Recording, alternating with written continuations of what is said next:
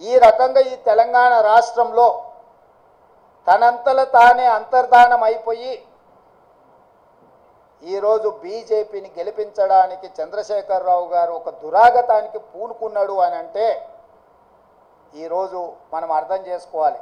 కేటీఆర్ గారు నిన్న అంటున్నారు ఫినిక్స్ లాగా మనం ఇప్పుడు బూడిదైన నాయన మళ్ళీ పుట్టేది ఏం లేదు, ఇక బూడిదే మీకు మిగిలింది. ఆ బూడిద తీసుకెళ్ళి మీ బావకు మీ నాయనకి ఇద్దరికి బుయ్యి ముఖానికి సరిపోతుంది, గాడికి మీ కథ సుఖాంతం అయిపోతుంది. చరిత్రలో ఆ పార్టీ పుట్టినప్పటి నుంచి ఈ రోజు వరకు పార్లమెంటులో ప్రాతినిధ్యం లేకుండా ఉన్నది ఇది మొదటిసారి. ఇంత అచేతనావస్థలో ఇంత దుర్భరమైన పరిస్థితి బీఆర్ఎస్కు దాపురించిందంటే చంద్రశేఖరరావు గారి నాయకత్వము, కేసీఆర్ కుటుంబాన్ని ఏ రకంగా తెలంగాణ సమాజం గమనిస్తుందో వాళ్ళిద్దరు ఆలోచన చెయ్యాలి. అందుకే ఈ 6 నెలల్లో మా పార్టీ మీద, మా ప్రభుత్వం మీద, మా నాయకత్వం మీద, మా నాయకుల మీద, ఢిల్లీలో ఉండే అధిష్టానం మీద వాళ్ళు ఎన్నో రకాల ఆరోపణలు చేశారు.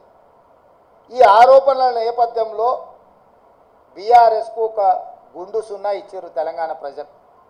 ఇప్పటికైనా చంద్రశేఖరరావు గారు, హరీష్ రావు గారు, తారక రామారావు గారు ఆలోచన చేయాలి.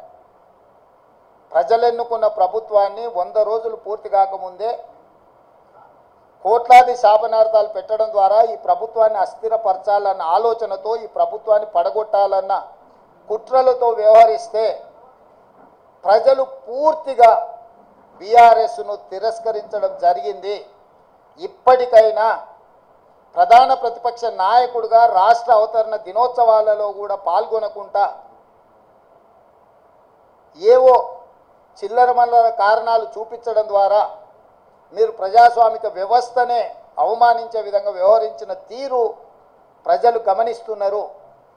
అందుకే బీఆర్ఎస్ నాయకులకు, కేసీఆర్ కుటుంబానికి నేను సూచన చేస్తున్నా, మీ వ్యవహార శైలిని మార్చుకోండి. ప్రతిపక్షంగా సహేతుకమైన సలహాలు, సూచనలు ఇవ్వండి. ప్రజల సమస్యలను పరిష్కరించడానికి సహకరించండి.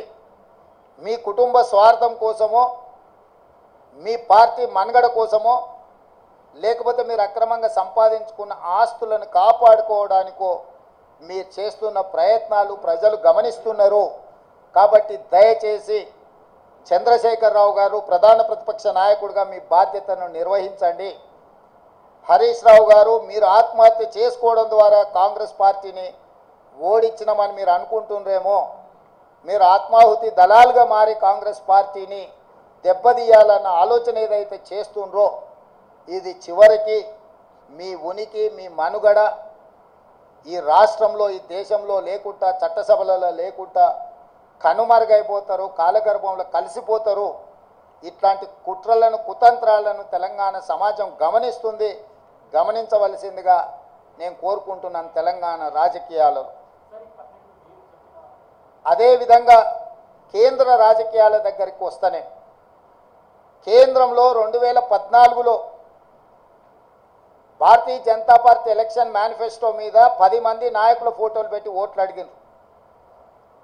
2019లో 3-4 నాయకుల ఫోటోలు పెట్టి ఓట్లు అడిగారు. భారతీయ జనతా పార్టీ విధానం మీద, భారతీయ జనతా పార్టీ సిద్ధాంతాల మీద, భారతీయ జనతా పార్టీ ఎన్నికల మేనిఫెస్టో మీద 2014, 2019 ఎన్నికలు జరిగినాయి. ఒకసారి 2014లో 273 సీట్లు వచ్చినాయి, 2019లో 303 సీట్లు వచ్చినాయి. అంటే సంపూర్ణమైన మెజారిటీ భారతీయ జనతా పార్టీకి ఆనాడు దేశ ప్రజలు ఇవ్వడం జరిగింది.